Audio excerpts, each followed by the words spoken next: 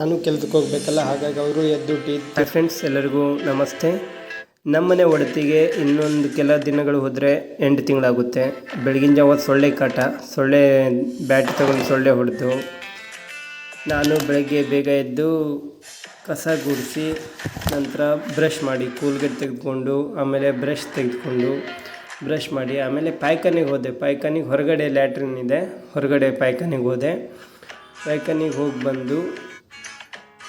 ಬಂದು fresh up ಆಗಿ ಹೊರಗಡೆ ಬರುತ್ತಾನೆ. ಅಂದರೆ ನಾನು ಕೆಲಸಕ್ಕೆ ಹೋಗಬೇಕಲ್ಲ, ಹಾಗಾಗಿ ಬೇಗ ಅವರು ಎದ್ದು ಕುರ್ಚಿ ಮೇಲೆ ಕೂತ್ಕೊಂಡಿದ್ರು ಟೀ ತಿಂಡಿ. ನಿನ್ನೆ ನಾನು ರವಿವಾರ ಇತ್ತಲ್ಲ, ಸಂಡೇ ಪಾರಂ ಮೀನ ತಗೊಬಂದಿದ್ದೆ. ಕೆಲಸಕ್ಕೆ ಲೇಟ್ ಆಗುತ್ತೆ ಅಂತ ನನ್ನ ಹೆಂಡತಿ ಬಿಸಿ ಮಾಡ್ತಾಯಿದ್ರು. ಆಯಿತಾ, ಲೇಟಾಗಿದೆ, ಸ್ವಲ್ಪ ಚಹಾ ಬೇಗ ಮಾಡಿಕೊಡು ಅಂದಿದ್ದಕ್ಕೆ ಬೆಳಗ್ಗೆ ಮತ್ತೆ ಅವಳು ಚಹಾ ಕೆಟ್ಲು, ಹಾಲು ಹಾಕಿ ಸಕ್ಕರೆ ಚಾಪುಡಿ ಹಾಕ್ತಾಳೆ. ಅದರ ನಂತರ ನನಗೆ ಊಟಕ್ಕೆ ನೀಡ್ತಾಳೆ. ಮತ್ತು ಬೆಳಗ್ಗೆ ಏನು ಒಗ್ಗರಣೆ ಜಾಸ್ತಿ ತಿನ್ನೋಕ್ಕಾಗೋದಿಲ್ಲ, ಹಾಗಾಗಿ ಒಂದು ಸ್ವಲ್ಪ ಊಟನೇ ಮಾಡಿಬಿಡ್ತೆ ಅಂತ ಹೇಳಿಕ್ಕೆ ನಿನ್ನೆ ಮಾಡಿದ್ದು ಮೀನು ಸಾರು, ಎಣ್ಣೆಯಲ್ಲಿ ಕರೆದಿದ್ದು ಮೀನು ಫ್ರೈ ಇತ್ತು, ಅದನ್ನೇ ಹಾಕಿದ್ಲು. ಅದನ್ನೇ ಊಟ ಮಾಡಿ ಕೆಲಸಕ್ಕೆ ಮತ್ತೆ ಲೇಟಾಗುತ್ತೆ ಅಲ್ಲ, ಹಾಗಾಗಿ ನಾನು ಬೆಳಗ್ಗೆ ಊಟ ಮಾಡಿಕೊಂಡೇ ಹೋದೆ.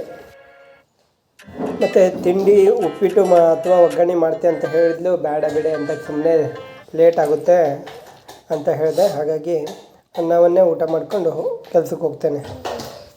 ಈಗ ಅವರಿಗೂ ಕೆಲಸ ಮಾಡೋದಕ್ಕೆ ಸ್ವಲ್ಪ ಕಷ್ಟ ಆಗುತ್ತೆ, ಹಾಗಾಗಿ ನಾನು ಜಾಸ್ತಿ ಏನು ಹೇಳೋಕ್ಕೆ ಹೋಗಲಿಲ್ಲ.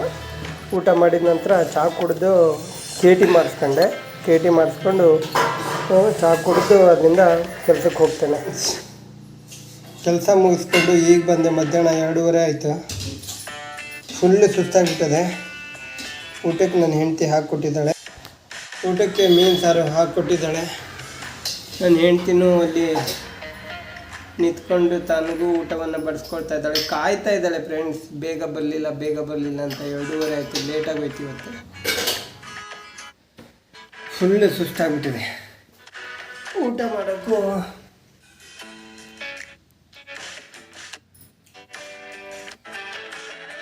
ಊಟ ಮಾಡಿ ಚೆನ್ನಾಗಿ ದುಡೀರಿ, ಖುಷಿಯಾಗಿರಿ.